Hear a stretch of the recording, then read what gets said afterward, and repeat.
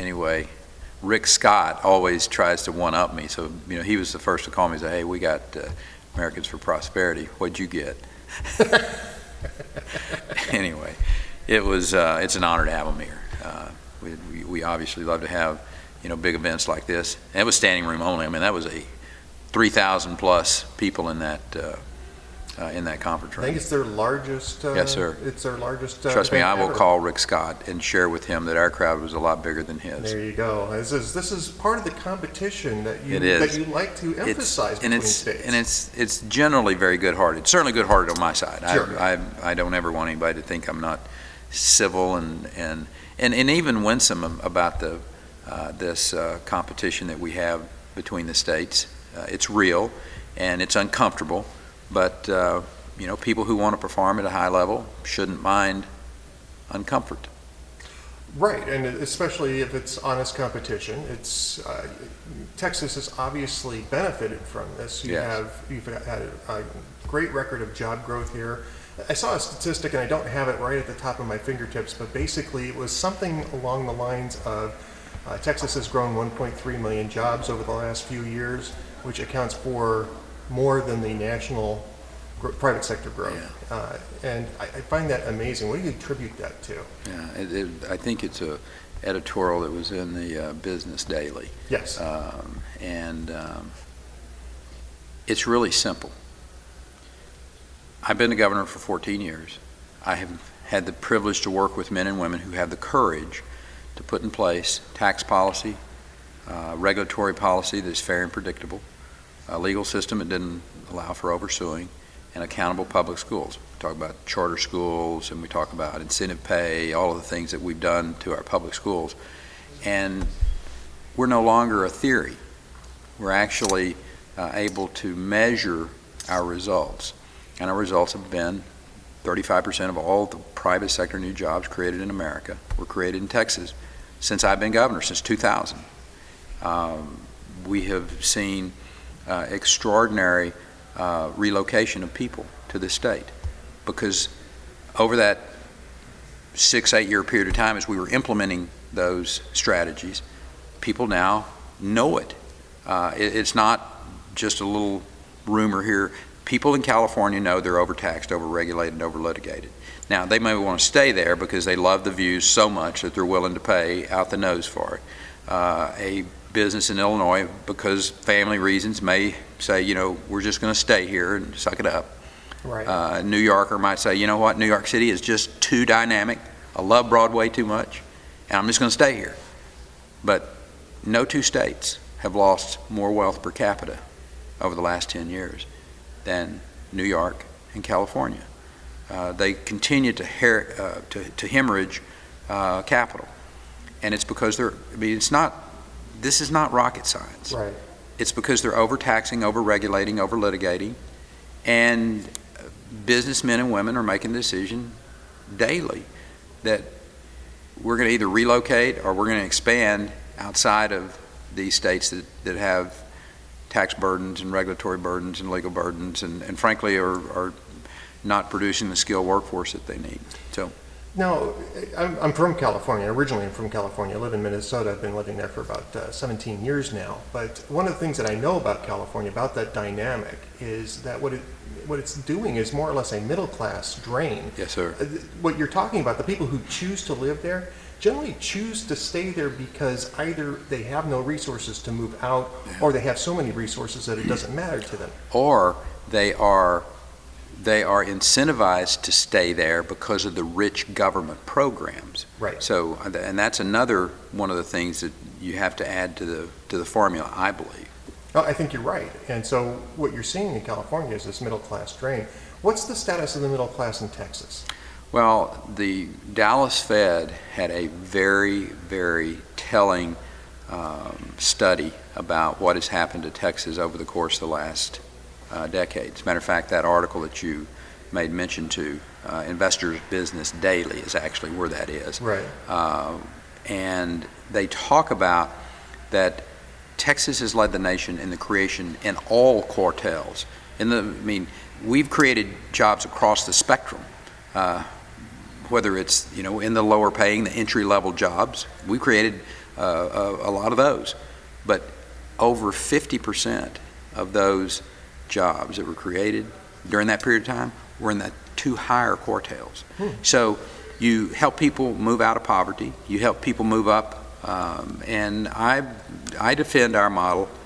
Matter of fact, I challenge anyone who's not a political hack to come in, take a look at what we've done. When you got people like Richard Fisher, the chairman of the Dallas Fed. Richard's a Democrat who says there is no other place in the country that's making the progress on job creation, on quality of life. Here is the other result that doesn't get talked about enough, Ed, and that is one of the results of our policies that have been put into place have been the explosion in the cultural arts. Fort Worth has built a new museum of modern art in the last 10 years. It's built one of the finest symphony halls in the world. The Kimball Museum of Art has expanded greatly. They have one of the finest zoos in America in Fort Worth. In Dallas, where you're sitting right now, they have completed a new Museum of Natural Science that the Perot's underwrote. The AT&T and the Meyerson are two separate, extraordinary performing arts facilities. The Nashers relocated their sculpture gardens here. American Film Institute moved their headquarters out of California to Dallas. And there's a 68-acre, the largest cultural arts district in America that's been created here over the last decade. You go down to Austin, where I call home, a little government and university town. Right. They're the home of a new Museum of Modern Art, a new performing arts facility. The Topfers have built an extraordinary wing onto the Zachary Scott Theater. The largest film and music festival in the world is held every year, South by Southwest in Austin, and the American Grand Prix, the only Formula One race in the United States, in Austin, Texas. San Antonio's got a new performing arts facility, and in Houston, Texas tonight. There are more theater seats available than any other city in America outside of New York City. Now, that's happened in a decade. Those things would not have been here had we not put policies into place that allowed the private sector to keep more of what they work for. That's the reason it happened. So government would never have built any of those. So that's a result that all too often, both folks on the left and the right overlook one of the most powerful quality of life issues that have occurred in Texas. Listen, when Toyota decided they were going to pick up out of Torrance, California and move their North American headquarters to Plano, nobody was asking, are they going to have cultural arts that are up to our standards? No. What we were selling that to them. We were going into the folks at Toyota and saying, listen, not only can we do these things, but your people will have access to some of the finest cultural arts in America. Let's change the subject here. I want to get to the foreign policy issues that are erupting. That includes the border. Right. The border security is a foreign policy It's very much issue. an international affair. Exactly. I heard an interview you gave to WMUR in New Hampshire where you said that President Obama wasn't even aware that the Border Patrol was actually not on the border. Yeah. We have now, yesterday, and you mentioned it during the speech, President Obama said that we don't really have a strategy to deal with ISIS. This is not something normally that you'd expect the leader of the free world to announce at a press conference. Or admit. Yeah, exactly. But it seems to be a pattern here. It just seems like this is very much a reactive administration rather than a proactive administration. And a disengaged administration. Yes. That's the more serious issue for me is this is a president who seems to be disengaged with what's going on in the world. When you stand up in front of a international and the global press and talk about a photojournalist who's been beheaded by an absolute brutal terrorist organization like ISIS, and 30 minutes later be on the golf course, you're disengaged with what's going on in the world. When you don't know where your Border Patrol agents are stationed, and that because of that policy, they're in the apprehension business. They're not in the prevention business. Right. When you stand up in front of the world and say you don't have a strategy for ISIS, I'm afraid that's disengagement. And that I fear more than anything. The vacuum of leadership on a global stage when America isn't prepared to lead. I think we're seeing some of the effects of that right now in Iraq, Syria. It's extending into Lebanon, Ukraine. Do you see that as a pattern? Do you see that as there's no doubt. There's no doubt it's a pattern. And so do our allies. I was in Israel in October meeting with Perez, with Netanyahu, with a number of cabinet secretaries, ministers, up to and including Moshe Yaalon, the Minister of Defense. Mm-hmm. And he was very matter of fact and very brutal in his assessment of this administration and their lack of understanding, or their naive, one of the two. I don't know. He thinks they're either incredibly naive or have an agenda that is certainly not in Israel's best interest, right. Our best and longest ally in the region. And he was talking about Egypt in this sense, that the administration was, their comments were, well, we're going to support the Muslim Brotherhood because they are democratically elected. And he said the idea that you're going to have Jeffersonian democracy in Egypt is just, you're incredibly naive. He said you need to be asking the question. He's talking about the United States needs to be asking the question, what's in America's best interest?